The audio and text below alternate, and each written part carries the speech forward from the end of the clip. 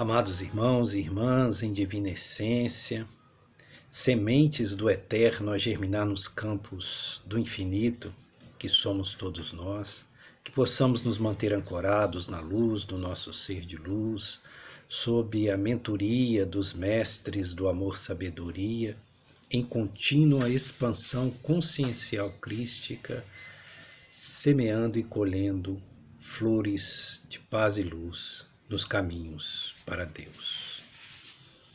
Quando Jesus esteve com a mulher samaritana, naquela famosa passagem junto ao poço de Jacó, que Jesus lhe prometeu dar água da vida eterna, uma água que uma vez tomada nunca mais pode o ser voltar a sentir sede, né? E que fazia ele uma referência simbólica, né, da vida espiritual, do conhecimento espiritual que uma vez assimilado pelo ser, é uma fonte, nas palavras de Jesus, que jorram para a vida eterna.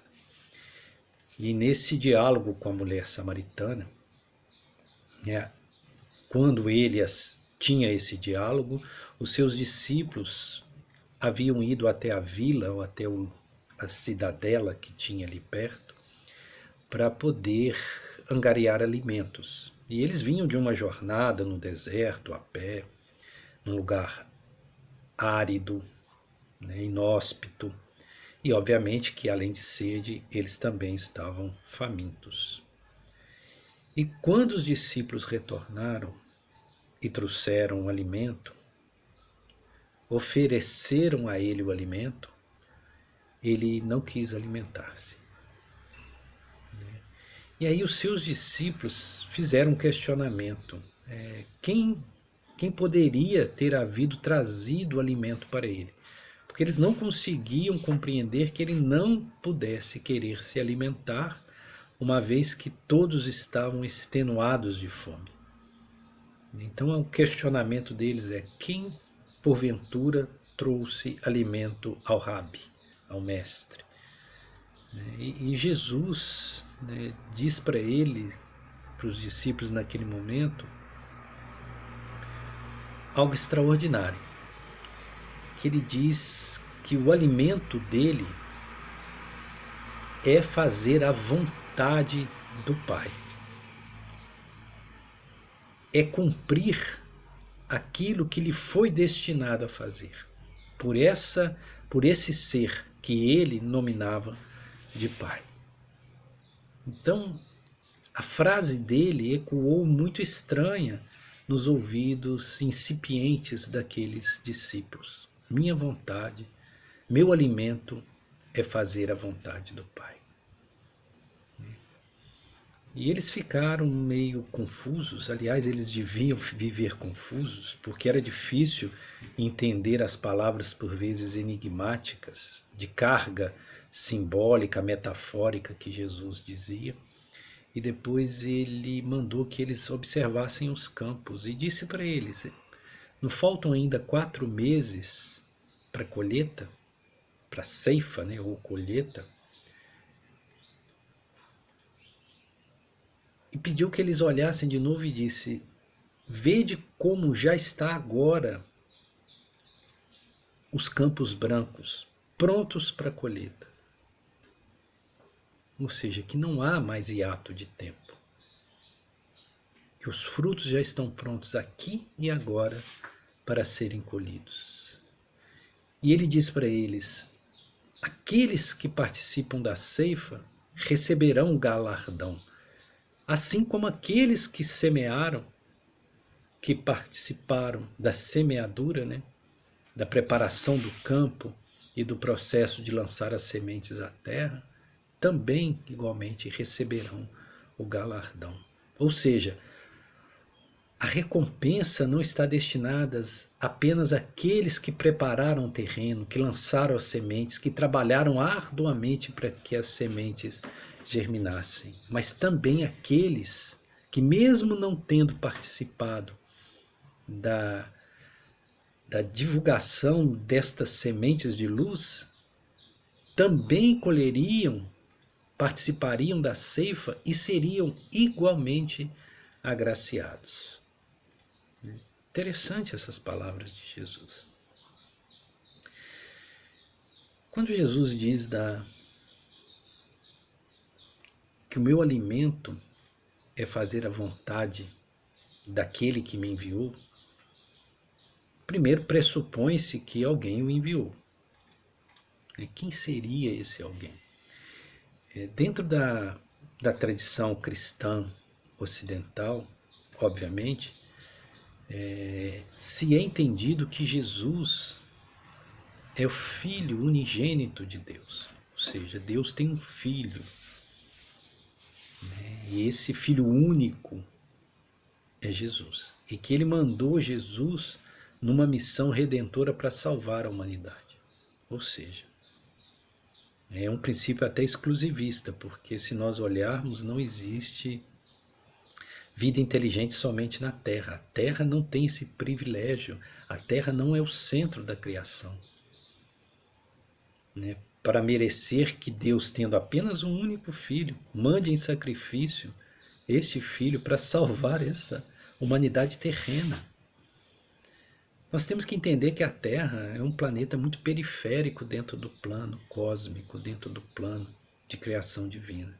E que há vida em todos os lugares, não só nos orbes físicos, mas também no espaço imaterial. Existem princípios inteligentes inorgânicos, consciências inorgânicas, que são sim princípios inteligentes em lapidação, que são em essência espíritos, que emanam dessa inteligência suprema, que estão espalhados por todo o universo. E aí nós precisamos entender também que não existe só um universo, só esse que nós percebemos, mas nós temos que trabalhar com a noção de multiversos. Existem universos infinitos. Então, isso nos faz, além de um planeta muito periférico, dentro apenas da Via Láctea, nós estamos inseridos no braço de Órion, muito distantes ainda do centro da galáxia. Nós não podemos imaginar o que está no centro da galáxia, porque a nossa galáxia é uma espiral, ela tem um formato de uma espiral, e nós estamos num dos braços, que é chamado de braço de Órion, distante do centro dessa galáxia, que é o lugar mais luminoso. Então, o que há no centro? Que vidas, que manifestações existem ali abrigando espíritos ou consciências muito elevadas. Então, essa visão de Jesus como Filho único, unigênito de Deus, é uma visão projetiva do nosso sentimento de privilégio que nós desenvolvemos em relação ao plano da criação, mas que absolutamente não corresponde. Então, aquele que me enviou, alguém enviou Jesus, que ali incorporava a presença crística, mas não é um envio, uma missão restritiva apenas àquele ser. Nós temos que compreender que todos nós também somos enviados. E todos nós fomos enviados. Todos nós viemos de algum lugar. Estamos aqui agora. E o que nos faz estar aqui agora, nas condições em que estamos, é tudo aquilo que vivenciamos antes de aqui chegar. Qual seja, existe propósito. Toda vida abriga um propósito. Toda manifestação no plano da existência, num planeta como o nosso, abriga um propósito. Não é aleatório. Ninguém cai como fruta madura de uma árvore na terra aleatoriamente. Há propósito. E a pergunta é: como descobrir o nosso propósito, que no caso é um propósito divino? Obviamente que é divino. Então, qual é o propósito divino da nossa existência, desta encarnação que estamos vivendo num planeta muito insignificante em relação às manifestações de vida do cosmos. Qual o propósito? Por que nós viemos aqui?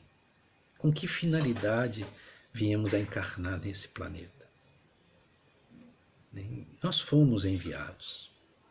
Enviados por quem? Ali se diz, dentro de uma visão mais consensualista, se entende que Deus enviou Jesus para cumprir a vontade dele. Mas o que é esse Deus? É interessante que nessa mesma passagem da mulher samaritana, Jesus vai falar de espírito, com E maiúsculo, da adoração em espírito e verdade. Que esse é os adoradores que Deus, que meu Pai procura.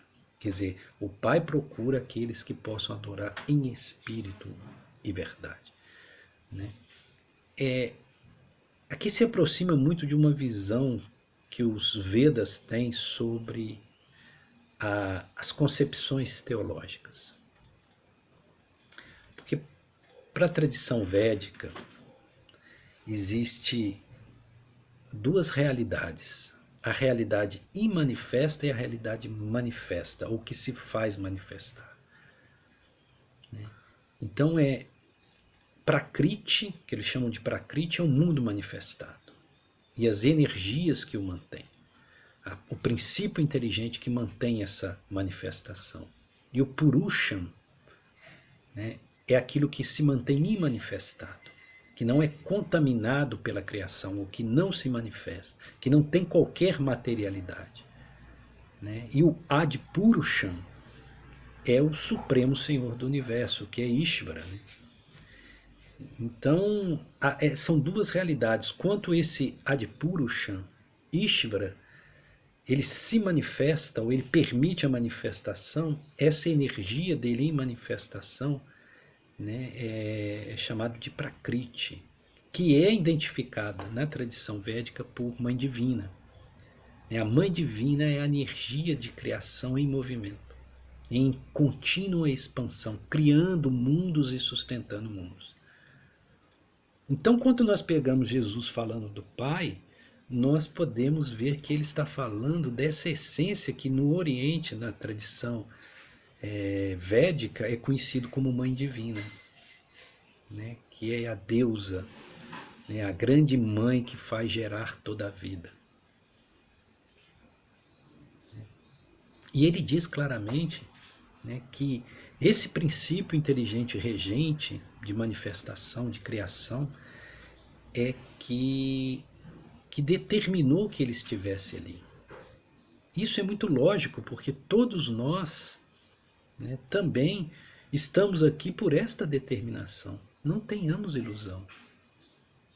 É perigoso quando nós colocamos Jesus numa condição divina e achamos que tudo que ocorre com ele é único e especial, e somente com ele ocorre. Por quê? Porque ele é Deus, ou ele foi divinizado, e nós não. Mas tudo em essência que ocorre com Jesus, ao aportar a consciência crística, também é passível de ocorrer conosco.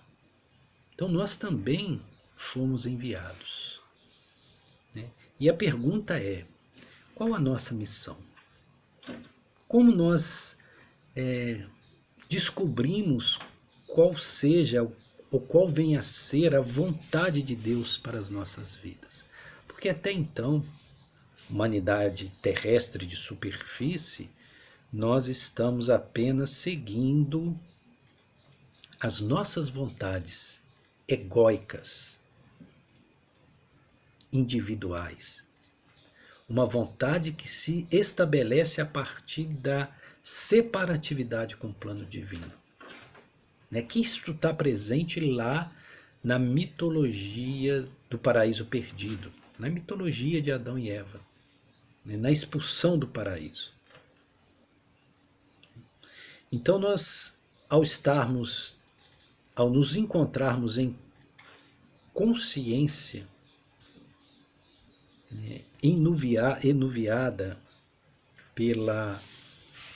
pelo manto de Maia, ou seja, da ilusão, nós nos julgamos seres separados do princípio, de Deus, do Supremo. E passamos a exercer uma vontade individualista, egóica, que é desconectada com o plano divino. E daí vem toda a tragédia da condição humana. Por quê? Porque nós geramos karmas pesados. Porque karma significa ação. Karma não tem apenas uma conotação negativa. Toda ação é karma. Só que nós podemos ter ações que nos trazem resultados felizes. E temos as ações que nos trazem colheitas amargas. Porque inevitável é que, conforme a semeadura, será a colheita. Mas nós podemos perceber a natureza dessas ações e nos coligar com o propósito divino, para que se cumpra um propósito para as nossas existências, que não seja esse propósito mesquinho, pequeno, egoísta, ligado a interesses materiais apenas. Isso é alinhamento com o plano divino. Isso é o que Jesus chamou de retorno à casa do Pai. Pelo centro da vontade, que é o centro mais poderoso que nós temos. Que é o tríplice aspecto regente da condição evolutiva de qualquer ser, que é a sabedoria, o amor e a vontade. Então, essa é uma pergunta que deve reverberar continuamente no nosso íntimo. Qual é o propósito de eu estar aqui? Existe um propósito divino para essa minha existência? Se nós descobrirmos que de fato existe um propósito divino para estarmos aqui, que há verdadeiro motivo para estarmos aqui nada tem a ver, ou essencialmente não tem a ver com os regimentos ou com as regências materiais, e sim com um propósito maior espiritual, a nossa existência passa a ter uma configuração totalmente diferente, passa a fazer sentido. Porque o sentido vem dessa percepção e dessa coligação, dessa união com um propósito maior, que é um propósito divino. Se nós abdicarmos da nossa vontade individual, ou da nossa vontade egóica, nós perderemos a nossa liberdade, porque aí teremos que fazer a vontade do Pai. Isso é outro equívoco.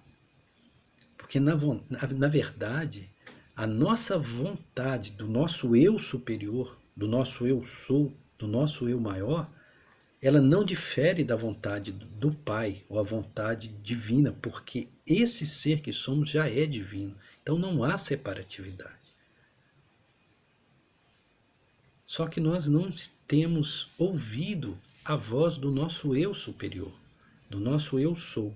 Estamos guiados por essa guiança cega do nosso ego, que é nosso eu inferior, que é o nosso eu em separatividade, em dicotomia em relação ao todo.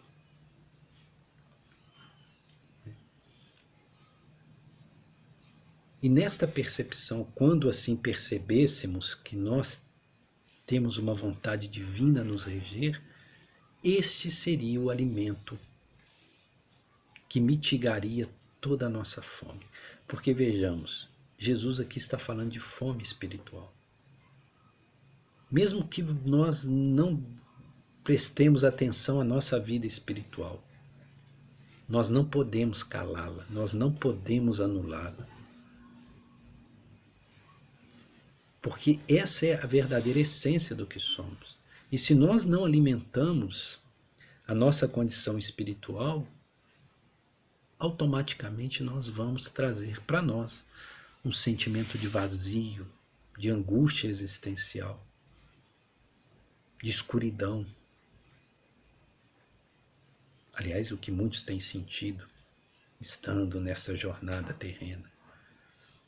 Então, negligenciar o alimento espiritual é negligenciar o alimento essencial e indispensável. Nós podemos ganhar o mundo inteiro, mas se nós perdermos a nossa alma, isso são palavras de Jesus, quão grande será essa tragédia.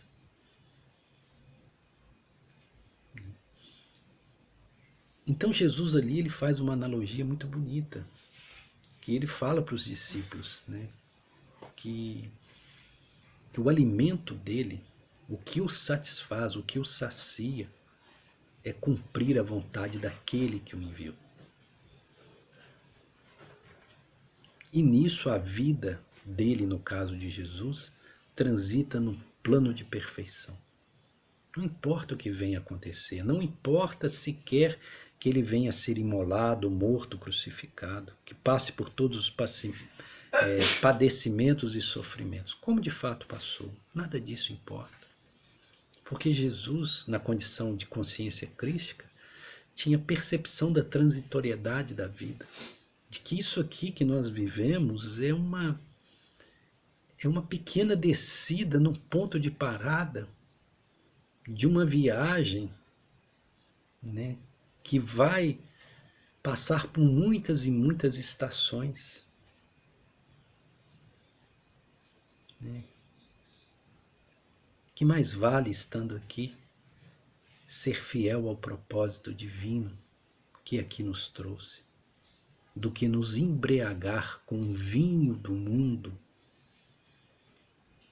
com o vinho da materialidade, e ébrios, embriagados, nós nos distrairmos do essencial. E é interessante também quando Jesus fala para os discípulos sobre porque eles estavam num momento ali, numa data que ainda faltava 4 meses para a colheita. Porque nós sabemos que a natureza ela é cíclica e tem o tempo certo para a semeadura, para o crescimento, para a frutificação e para a colheita. Então Jesus falou para eles que havia ainda 4 meses para que viesse a colheita. Ele estava fazendo referência a quê? A nossa percepção temporal, como nós percebemos tudo através do tempo. Ou seja, nós ficamos esforçando para sermos bons um dia, para nos melhorarmos um dia, ou para que venha no futuro o reino do céu. A nossa visão é projetiva, porque nós não vemos a verdadeira realidade. Aí Jesus fala com eles, faltam 4 meses, mas se você olhar agora para os campos, vereis que eles estão brancos e prontos para serem ceifados agora, hoje, aqui. Essa é uma percepção maravilhosa. Ele está mostrando para nós que, se nós tivermos a perfeita percepção, não há mais esforço. O céu vai ser aqui e agora. A colheita vai ser aqui e agora. Nós beberemos da água da vida eterna agora. Não é preciso tempo. Não é preciso muitas encarnações. Essa visão que às vezes nós nutrimos, que vamos evoluir um pouquinho em cada existência. Se eu subir meio degrau nessa encarnação, está bom. Isso não é visão de Jesus. Jesus fala, olhe por outra perspectiva. Veja os campos brancos para a colheita, que eles serão brancos para a colheita. Não é necessário esperar 4 meses. Tudo é uma questão de percepção. Tudo é uma questão de alinhamento. Aquele que sente a plenitude de Deus aqui agora já está onde deve estar. Não precisa mais jornada. E ele diz, aquele que semeia, ou seja, aquele que preparou o campo, jogou a semente em terra, receberá o galardão, ou seja, a recompensa, tanto quanto aquele que chegou agora e que vai apenas desfrutar né, dessa colheita, dessa ceifa que se realizará. E nós somos herdeiros, né, dos esforços de muitos espíritos de luz que vieram à Terra para semear o conhecimento. O próprio Jesus, na condição de aporte da consciência crística, Buda, né, Siddhartha Gautama, o Buda Sakyamuni, Buda, né, e muitos outros, nós poderíamos citar vários, que são espíritos basilares, unificados à luz maior, que vieram fazer a semeadura, jogar sementes num planeta árido. Né? E se nós percebermos isso, nos apropriarmos de toda essa luz que foi disseminada, mesmo que nós não tenhamos trabalhado na semeadura e participar apenas da ceifa, ou seja, apenas de ir lá colher o que já está maduro, nós teremos a mesma recompensa. É isso que Jesus está falando. Que o plano da luz maior, que o plano divino quer apenas que nós possamos estender as nossas mãos e colher o fruto maduro. O fruto da condição divina, da plenitude da felicidade, da bem-aventurança imperecível, desse estado de ananda, de gozo, que é sempre nova, que se renova a todo momento, que é inesgotável. É muito interessante essa colocação de Jesus e é muito pouco percebida pelas teologias convencionais, porque toda a estrutura das ideologias religiosas, elas trabalham com a questão do tempo, que é algo ligado à terceira dimensão. E Jesus não trabalha com o tempo, Jesus trabalha com a eternidade. E o que é a eternidade para Jesus? É você sair do ciclo do tempo. Eternidade não é tempo que não acaba mais. Eternidade, na concepção crística, é você estar fora do tempo. É você ser atemporal. É perceber que tudo já está aqui e agora. É como Buda dizia aos seus discípulos: a única diferença entre eu e vocês é que eu acordei. Eu sei quem eu sou. Eu sei que eu sou um iluminado. Vocês igualmente já o são, mas vocês não percebem. É uma diferença de percepção e não de essência.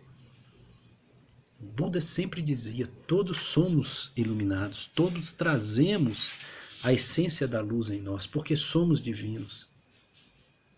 Tudo é uma questão de perceber, de acordar, de despertar, de entrar para o plano da vida, como dizia Jesus. Ou, como também usando as palavras de Jesus, a simbologia que ele usava, nascer de novo, para entrar no plano da vida, que é essa consciência da plenitude da colheita, aqui e agora. Então, que nós possamos nos manter nesse princípio de expansão consciencial crística e que possamos nos dar conta de que os campos estão prontos, que nós podemos hoje, aqui e agora, sair e participar dessa seara de luz que nos é ofertada. Paz e luz a todos. Shiva Shambho.